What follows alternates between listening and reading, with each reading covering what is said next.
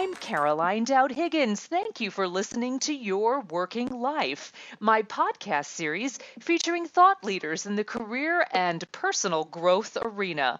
I know you spend a significant portion of your life at work, so I'm on a mission to provide you with tools and resources so you can enjoy your career and love your life.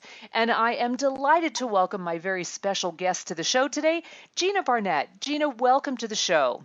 Thank you for having me. Hey, I'm really excited to talk about your wonderful book, Play the Part, but I want to tell our listening audience all about you. Gina Barnett is the founder of Barnett International, an executive communications consulting firm. Her clients include Novartis, HSBC, GSK, the Guggenheim Foundation, and since 2011, she's been a speaker and coach for the Main Stage TED Conference. Exciting stuff, Gina. She's coached C-suite executives on how to present to stakeholders, heads of sales on how to inspire their teams, medical students on how to communicate more effectively with patients, and scientists to express complex ideas to the general public. Gina has consulted with thought leaders in science, healthcare, finance, and the arts and technology, and coached teams to become far more cohesive, creative, and collaborative. And today we're going to be talking about her book, Play the Part. Gina, I'm so excited about this, and I want to start right off the bat. Why did you decide to write this very important book? Well, I decided to write the book. Actually, the book wrote me. I understand completely.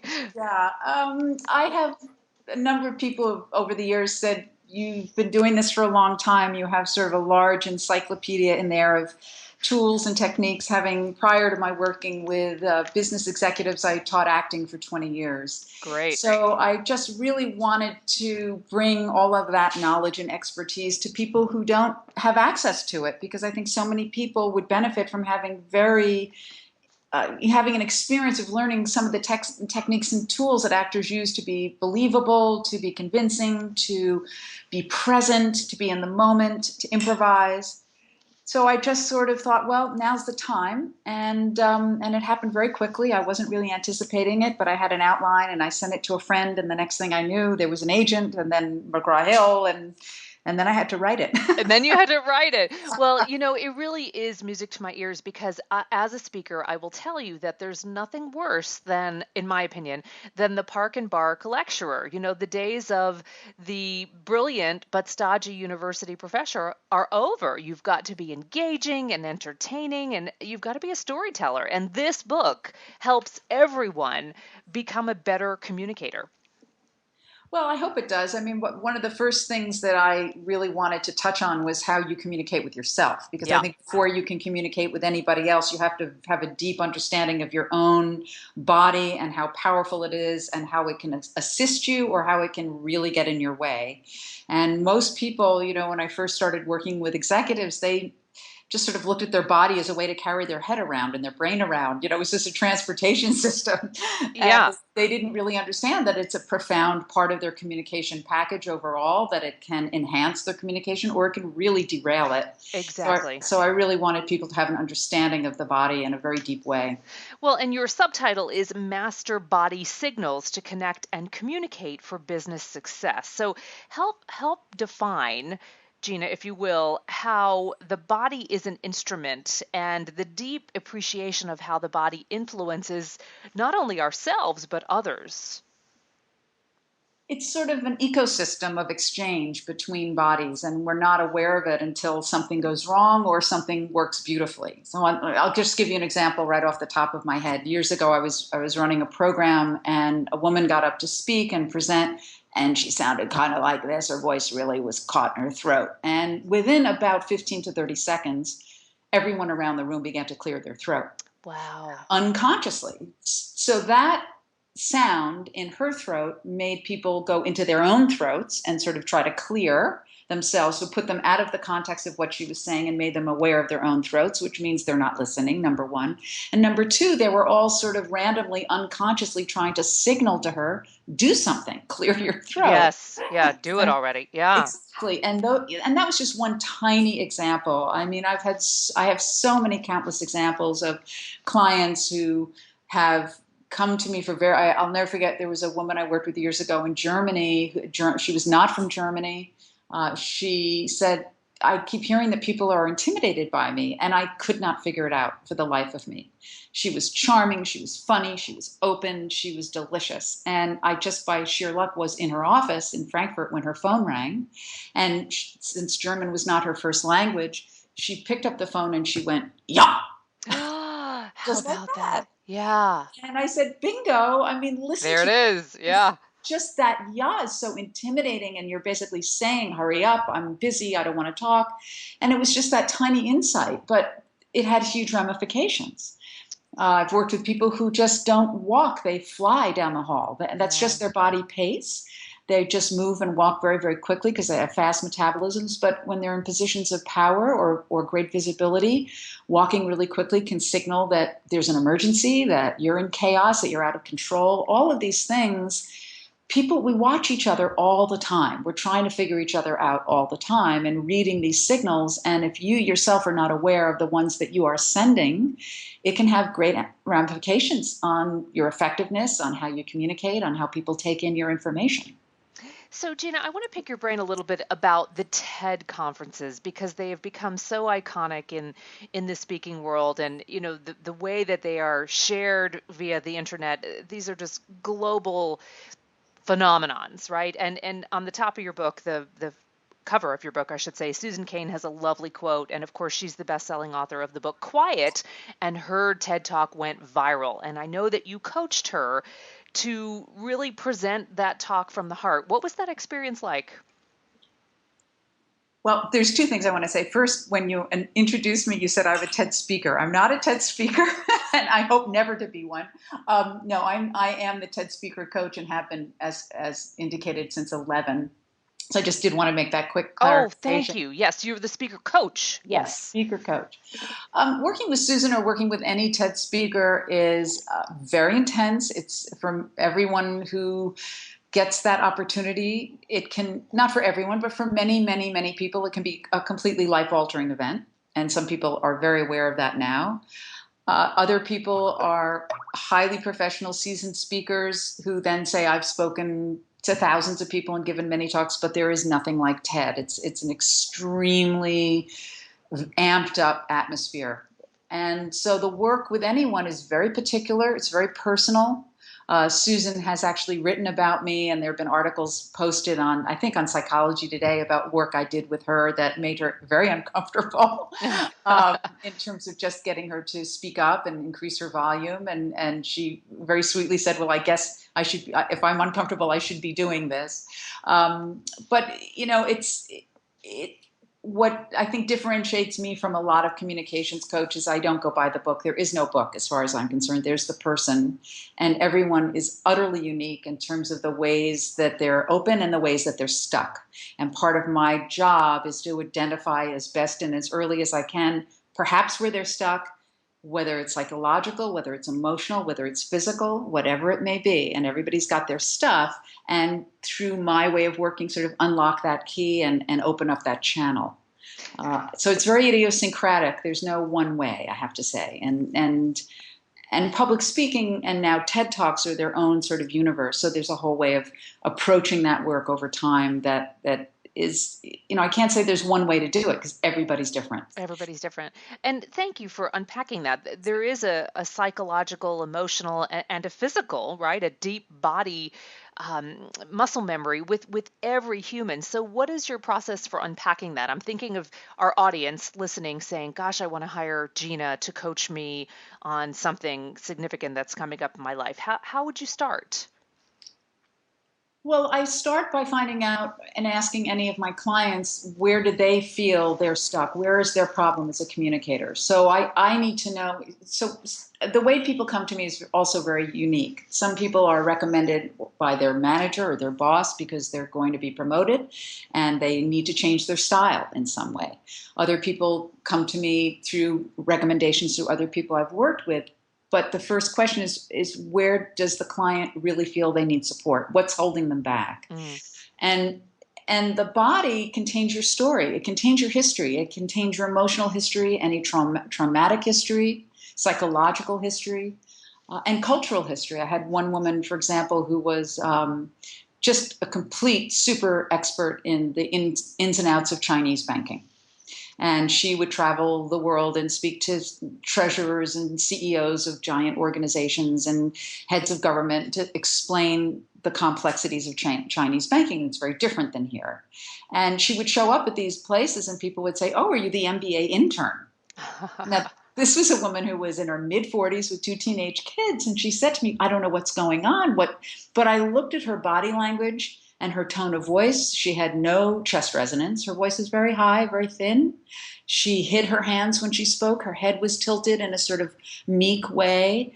And, all of this language, all of this history, this, as she put it, my Asian history was in the way she moved and spoke, but she was working in America.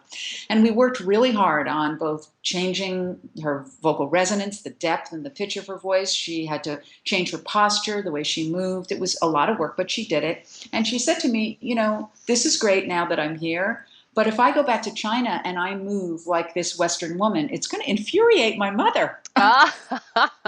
Right? However, your mother would be proud of how well you're speaking in public now. Well, there you go. And interestingly, I said, "Well, you have the flexibility and the plastic nature, Yeah, meaning muscle flexibility that you've changed, and you can change back." true. And her parting words to me, I'll never forget, were "Google me." That was the last Ah, I saw her because she was all over the web because she was then speaking everywhere with great, great that's skill. lovely. What a great story.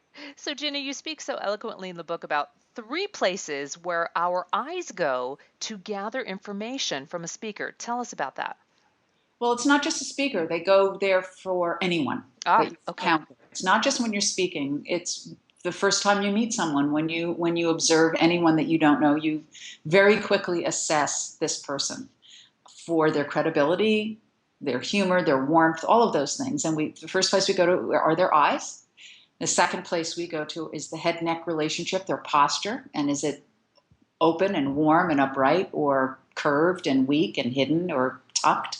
And the third is hands. We do need to see people's hands. They're very important for whatever reason. I'm not completely sure. My personal theory is it's basically to see if there's a knife in it or an apple. Yeah, I was going to say, yeah, historically it was, are you safe? Are you carrying something that could hurt me? Yeah. Right, exactly. So those are the three places. And again, it's very, very cultural. I've worked with many people from India where it is considered very disrespectful to make strong eye contact with your elders and those that are in higher esteem in the hierarchy. And they come to work in the United States and they don't make eye contact with their boss or their manager. And that's because of their history and their culture. And yet in America, eye contact is considered very important. So how do you change something that is so deeply ingrained in your muscle memory? And that takes a lot of work. It does. And posture, too, is a big signifier of your strength of character, of your strength in health.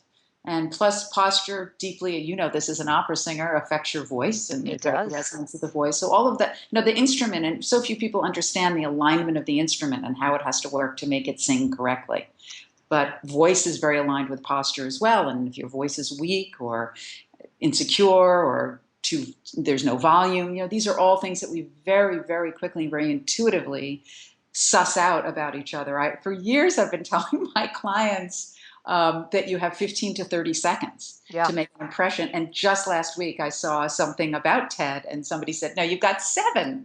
Wow. Hey, I mean, that's just nothing. It's Yeah. not. It really is. But I would agree with that, though. I mean, that it's an instantaneous Yeah. reaction, right? So Yeah. No. so important.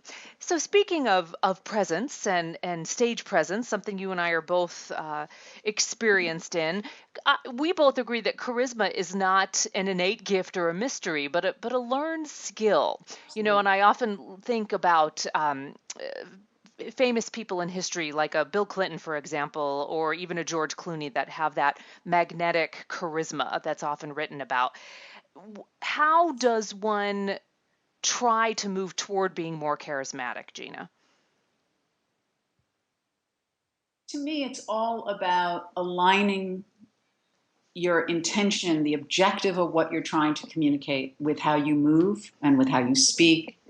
That it's sort of it's really also about being on the edge of time, really being present as in the moment that you are in. Yes, yes. And there's this wonderful term in theater, in improv, rule of the yes, which I talk a little Mm-hmm. bit about in the book. And it's Mm-hmm. all about whatever comes your way in an improvisation, you have to accept, you have to acknowledge it and Right. move on.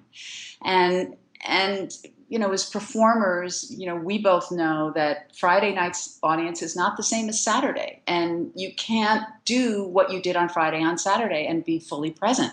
You have to really listen, you have to read deeply the signals that are coming at you. You have to trust that you're reading them correctly, or if you're not, that you can find out what's really going on. If you're getting a bunch of subtextual information through body language, you have to have the vocabulary to, in the moment, bring that up and find out what's really going on. It's about courage, but it's really about putting all of that together. And then, in the theater, we talk about throwing the script up in the air. You do all your work and then you forget about it and you just take the chance and live in the moment. Um, it's and then the body has to be there to support it. So how your voice captures the emotion and the passion and the intention of what you want to say is a big part of it. The eye contact that you make with the people that you're talking to, the gestures that you use. I mean, it's all one. But fundamentally for me, all of it comes down to ultimately that living in the moment, trusting the moment, knowing what your instincts are, trusting that you're prepared, and just being there. And I guess the other really, really, really big and important part for me is about listening. I feel that we do not listen well enough. And by listening, I mean listening to all of the information coming at you from other bodies, other voices, and interpreting that, and also listening to your own body, Mm. really being in touch with the signals that are coming from you and trusting that there's information that your body is picking up that you need to navigate. And that's, when you're on stage as a performer, you're both, in the moment of the scene, you're doing the intention and you have impulses, but you're seeing people backstage, you're hearing people in the audience. I mean, it's like all cylinders are working and taking every single bit of that information in simultaneously.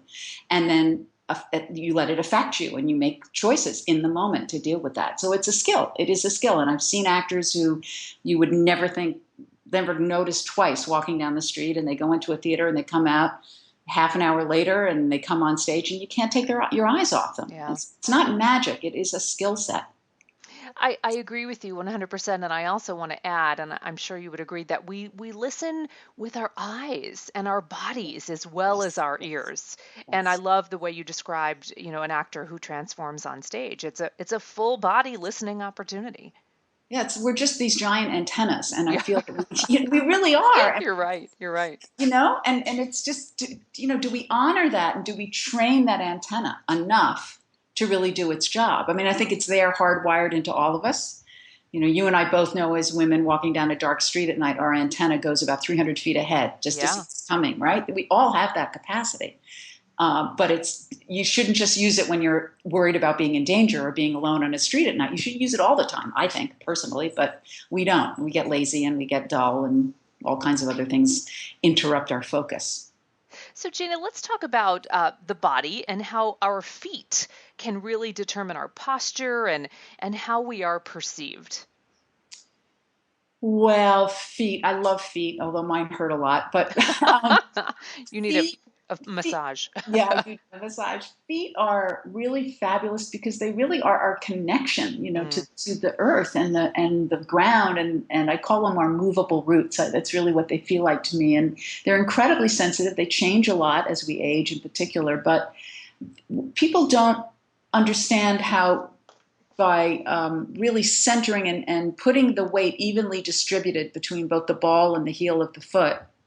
That's already a very grounding position. A lot of people are sit back on their heels. They don't make full use of the full foot in terms of really using both the ball and the heel and having that weight evenly distributed on both feet and having the feet placed directly or pretty much closely right underneath the hips as opposed to too far apart or right next to each other or having one foot crossed over another, which is very destabilizing. Oh, yeah. Drives me crazy. Yeah. Yes, it completely destroys your ability to be centered. And then if you use the toes and really kind of feel the toes almost gripping the ground a little bit, it changes your center of gravity a little bit forward, so your quads engage, and it's just a great lift-off position. That's not to say that you have to stay in that position at all times, but it's a great way to really ground yourself and feel the strength in your legs and center yourself. So you think about the feet, you take a deep breath, you have, your clear thought, what you want to communicate, and you're sort of like, boom, ready to go. But many people don't think about their feet enough. One of the things that I find fascinating, especially for women, because women tend to have more complicated shoes, shall we say, than men.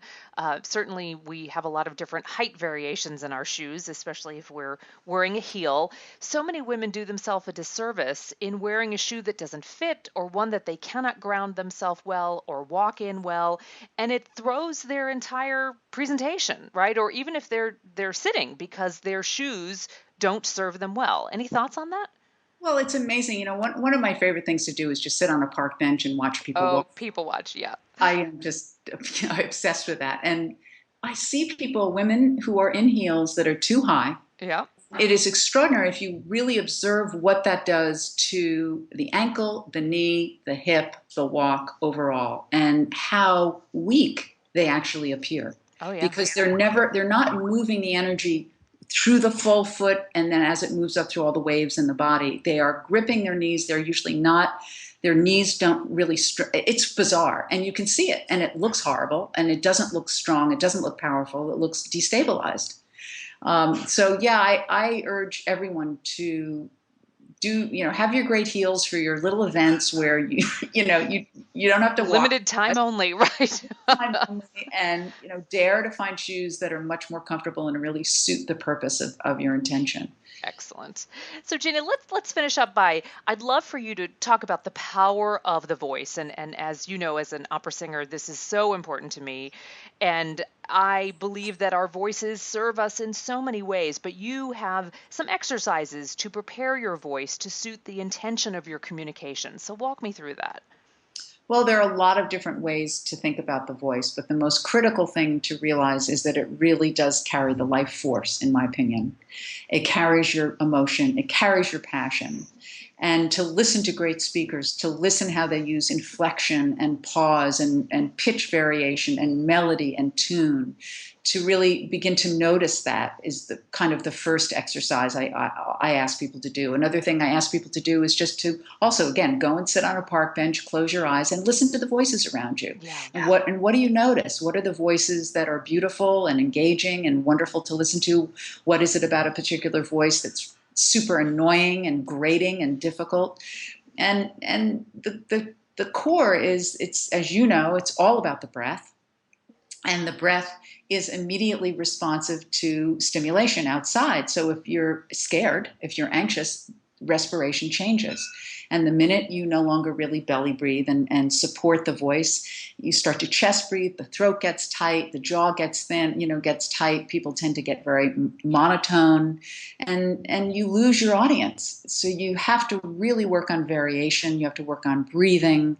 My greatest pet peeve is what I call vocal lift. This thing Oh, yes. goes through all the time, and everything becomes a question, and it's just terribly annoying and really just erodes your gravitas as far as I'm concerned. but there's so many aspects of it. I mean, there's wonderful books out there about the voice. There's so much to learn about it. You know, as an opera singer, how incredibly profound it is and what an integral part of your instrument it is.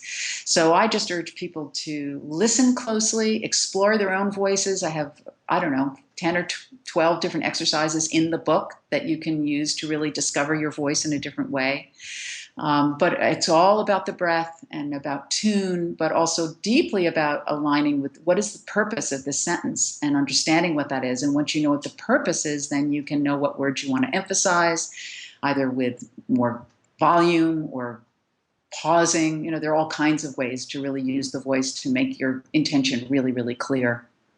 On that note, speaking of wonderful books, Play the Part by Gina Barnett, Master Body Signals to Connect and Communicate for Business Success. Gina, tell us how we can communicate with you beyond or in the social media sphere, and how can we buy your book?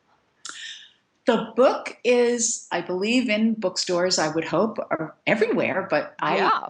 I know it's on Amazon. I know it's on Barnes and Noble, so it's definitely available. It's really exciting. It's gotten incredible reviews, which make me very happy. Yes, it has. So yes, I think in bookstores it should be available, and there's also an ebook available. My challenge with that is there are templates in the book so that if you do decide to do any of the exercises, you can keep track. There are graphs and forms that you can fill in so that you can sort of make contracts with yourself about how you're doing and what you're seeing from that. And I'm not sure exactly how that works in the ebook, but I'm assuming it's still possible to do in that regard. Regarding connecting with me, I have two websites. I have Play the Part Book, which has information about the book and where I'm speaking and articles I've written, upcoming events. And then I have my business website, which is Gina Barnett Consulting or Barnett International Consulting. There's lots of ways to find me. I just joined Twitter. Good for you. Very, Took the plunge. very late to the game. I think I have 70 followers as of today. But I that's all. I don't do Facebook. I have to say I just can't do it. It's okay. You have to be selective. Well yeah. done. Yeah, that's about it. Good for you. Well, Gina, what a joy to have you on the show. I love the book, and I am sharing it broadly with my client base. I know that our listeners learned so much from you today, and I'm just delighted that you were able to share your time and wisdom with us. Well, it was really wonderful for you to have me. I really, really appreciate it, and I hope we can stay in touch. Yes, I hope so too. Be well, and I hope to see you in person sometime soon. That would be great. I would love it. Thanks, Gina. Take And care. I want to thank all of you for tuning into Your Working Life, where my goal is to help you design your career destiny so it doesn't happen by default. True career and life satisfaction is possible, and it's time to embrace what you love doing so you can do more of it. I'm Caroline Dowd-Higgins. Take good care.